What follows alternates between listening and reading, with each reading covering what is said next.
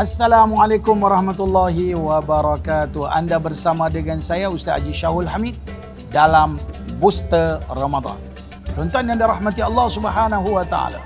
Siri kali ini kita dengan satu tajuk berkaitan dengan doa.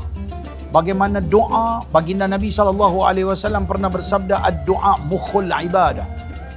Doa ini adalah mukhun, ni maksudnya otak. Betapa kalau manusia dia kena ada otak. Otak ni memainkan peranan yang penting. Bahkan kalau kata kita buang otak, maknanya pada adatnya orang tu akan mati. Benda yang besar, komponen penting.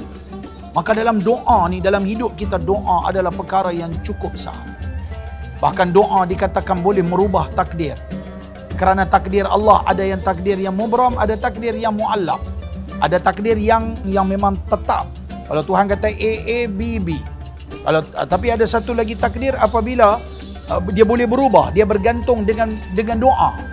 Dia akan berubah dengan doa. Bayangkan bangun pagi-pagi baca doa, ya Allah Rabbana atina fid dunya hasanah wa fil akhirati hasanah wa qina adzabannar. Allah selamatkan dia. Kalau takdir tersebut adalah takdir yang boleh berubah, Allah akan ubahkan dia. Allah akan ubah keburukan pada diri dia menjadi kebaikan. Maka tuan-tuan yang dirahmati Allah, dalam sebuah hadis yang lain diriwayatkan daripada Anas radhiyallahu anhu, baginda Nabi SAW bersabda, la ya'jizu fid du'a fa innahu la yahlika ma'ad du'a'i ahadun. Hadis ini diriwayatkan oleh Imam Ibn Hibban dalam sahihnya dan diriwayatkan juga oleh Imam Hakim, dan beliau berkata hadis ini sahihul isnad. Hadis ini tuan-tuan yang dirahmati Allah Subhanahu wa taala, Nabi SAW bersabda, janganlah kamu merasa lemah dalam berdoa. Jangan rasa macam malas, rasa tak semangat, rasa minta sambil lewa. Jangan buat sungguh-sungguh. Angkat tangan, ya Allah. Bahkan disunnahkan kita kalau kita berdoa ni, kita angkat tangan separas dada. Okay? Separas dada. Dihimpunkan dua tapak tangan. Separas dada. Kalau benda penting, angkat atas daripada kepala. Sehingga diriwayatkan kalau Nabi angkat tangan baju dia turun sampai nampak ketiak Nabi yang putih. Ini dalam emergency. Tunjuk semangat kita berdoa. Ya Allah, minta dengan hati, jiwa dan perasaan. Minta sungguh-sungguh kepada Allah Subhanahu wa taala.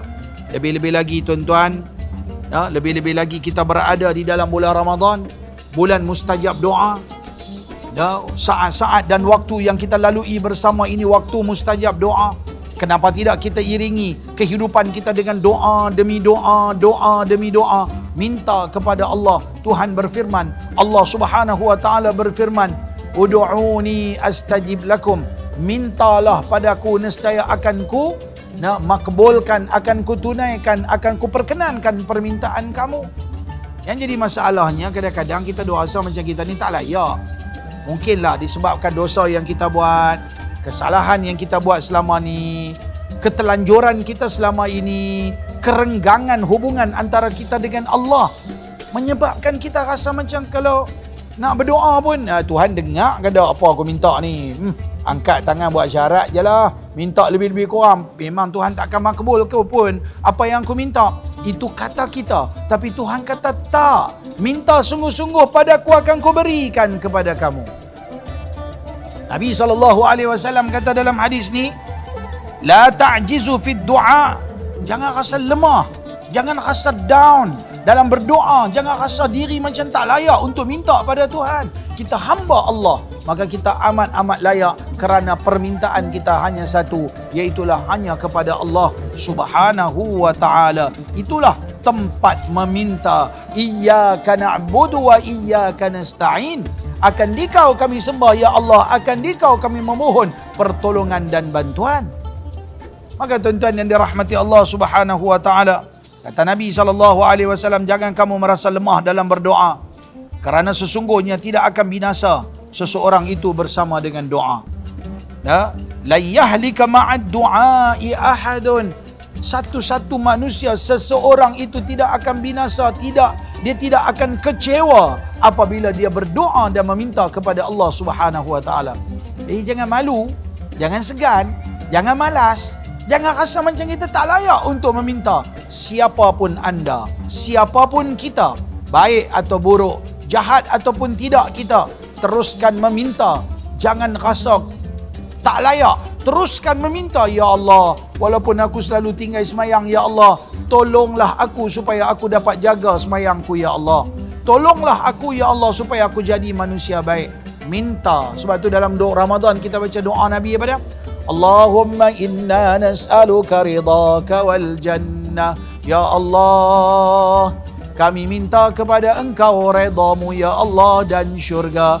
Wa na'udzubika min sakhatika wan nar. Kami minta berlindung dengan Engkau daripada kemurkaan-Mu, Ya Allah, dan daripada api neraka. Kita minta. Jangan rasa malu, jangan rasa segan. Siapapun kita ada hak yang Allah berikan kepada kita untuk meminta. Mintalah kepada Allah. Tapi ingat, minta dengan hati, minta dengan jiwa dan perasaan, minta zahir dan batin. Mulut bertutur, Ya Allah, meminta sesuatu, hati membenarkan, Ya Allah. Hanya Engkau lah, Ya Allah, tempat meminta segala-galanya. Pasti kalau kita meminta dengan hati, jiwa dan perasaan, Allah akan makbulkan permintaan kita. Jom dalam Ramadan banyakkan berdoa, terus meminta kepada Allah Subhanahu wa taala. Jumpa lagi. Assalamualaikum warahmatullahi wabarakatuh.